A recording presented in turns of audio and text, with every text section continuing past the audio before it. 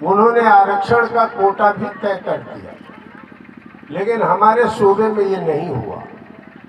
कर्पूरी ठाकुर को भी आप जानते हैं, नाई परिवार से थे, उनके पिताजी बाल काटते थे और जब मुख्यमंत्री भी हो गए तो उनके पास पक्का मकान नहीं था। कर्पूरी ठाकुर सामाजिक न्याय में सबसे बड़े नेता क्यों होंगे, इसको गौर करिएगा। इसलिए कि भाई वीपी सिंह के साथ हम लोग लड़े और सामाजिक न्याय के लिए, लेकिन उसमें एक कमजोरी रह गई। वो कर्पूरी ठाकुर के फार्मूले के हिसाब से नहीं थी, उसमें कमजोरी थी कि आपको आरक्षण में इतना प्रतिशत मिलेगा, लेकिन उससे काम चलने वाला नहीं था। कर्पूरी ठाकुर ने कहा आपको राष्ट्रीय संपत्ति में भी जो आपका अधिकार है वो मिलना चाहिए, और इस काम को करने का काम आज हमारा जो सामाजिक यह अधिकार आंदोलन है, रोजगार आंदोलन है, मैं उसको आपके बीच में रख रहा हूँ। तो रामधनी जी को आप मजबूत कीजिए, संसाधन दीजिए। अभी हमने दिल्ली में भी इनको बुलाया था, आगे पहुंचे, इनके कई साथी बाबूराम पाल वगैरह वहां पहुंचे थे। तो मैं आप लोगों से ये चाहता हूं, देखिए अब आप अपने पैरों पर खड़े हो रहे हैं। तो जब बच्चा पैरों पर खड़ा होता है तो उसको किस रास्ते पर आगे बढ़ेगा, यह उसका जो हुआ है वो बताएगा।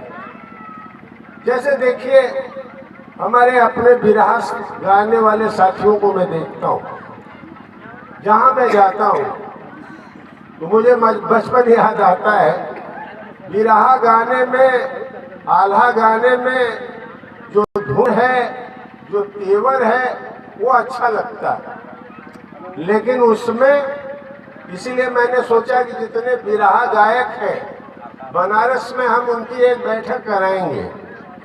उसमें सवाल है, जिस भारत माता की जय हम नारा देते हैं, उस भारत माता से हमारा आशय क्या है?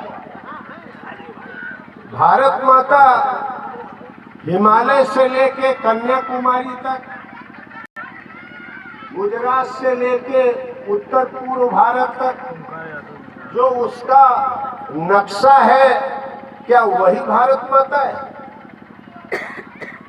हम अपना विस्तार में गए बगैर जो लोग पढ़े लिखे हैं उनसे कहना चाहते हैं कि भारत माता का मतलब, भारत माता की जय का मतलब इस देश की जनता का जय हो, उसके अधिकार उसको मिले।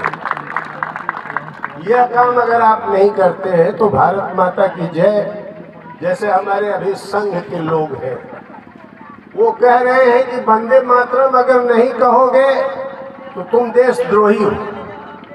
अब अगर मान लीजिए वंदे मातरम के लिहाज से ये बहस चले, तो मैं समझता हूं कि वंदे मातरम का विरोध कौन करता है, लेकिन आप वंदे मातरम की आड़ में एक पुरानी व्यवस्था आप ले आना चाहते हैं, जो लंबे संघर्ष के बाद हमने अपना संविधान बनाया।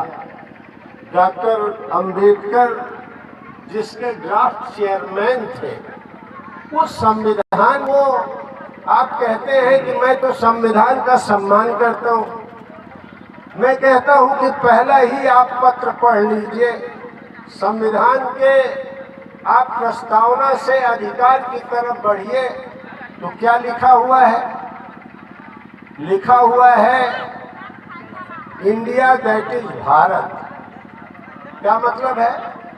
संविधान ने हमारे देश को भारत कहा। आज क्या कहा जा रहा है? हम हिंदुत्व लाएंगे। ये हिंदुत्व क्या है? आप वही पुरानी पड़ी जातियों की परंपरा को, जो जागृति आ रही है लोगों में, उसी को उनके ऊपर आप थोप देते हैं। संविधान के अगर आप विरोधी नहीं हैं तो आप भारत की जगह हिंदुत्व की बात क्यों करते हैं?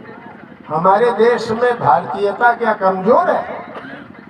क्या हमारे देश में अगर आज आप ये कह रहे हैं कि मुसलमान सबसे बड़ा दुश्मन है, तो कल आप कहेंगे कि पिछड़ा गरीब समाज एससी एसटी ये हमारा हक मार रहा है, ये हमारा दुश्मन है। इस रास्ते से इस देश का निर्माण नहीं है। तो मैं इन लोगों से, जब हमारे साथी लोग भारत माता की जय कहते हैं, तो जैसे राजेश जी गा रहे थे मुझे अच्छा लगा, तो इनसे मैं कहूँगा कि एक लाइन और जोड़ दीजिए कि भारत माता का मतलब जो हमारा समाज है, बिंद है, मल्लाह है, प्रजापति है, यादव है, कुर्मी है, गरीब समाज है, तबका है, हम उसके जिंदाबाद की बात करते हैं, केवल नक्शे के जिंदाबाद की बात नहीं करते।